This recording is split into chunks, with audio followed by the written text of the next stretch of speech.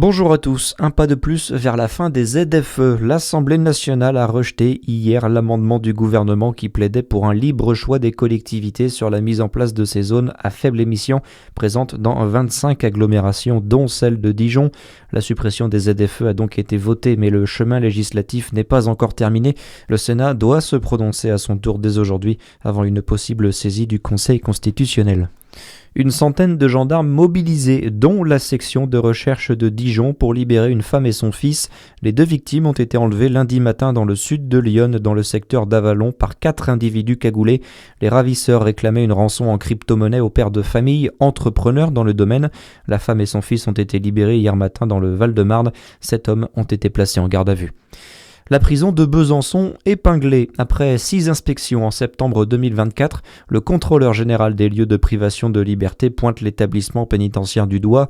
En cause, un état de délabrement avancé et des conditions de détention indignes pour les détenus qui sont en plus beaucoup trop nombreux, Madame Elmaïba. Oui, le taux d'occupation de la prison de Besançon atteint les 166%, mais c'est surtout l'état du bâtiment qui interpelle le CGLPL, à savoir du mobilier dégradé, des sols et douches abîmés, la présence d'insectes nuisibles, des plafonds moisis ou encore des peintures qui tombent en lambeaux.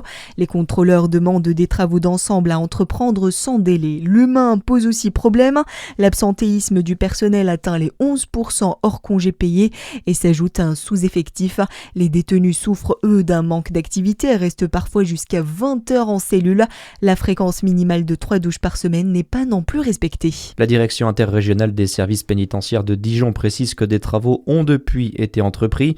320 000 € ont été investis en 2025 et plusieurs millions d'euros seront également alloués ces prochaines années, promet la DISP.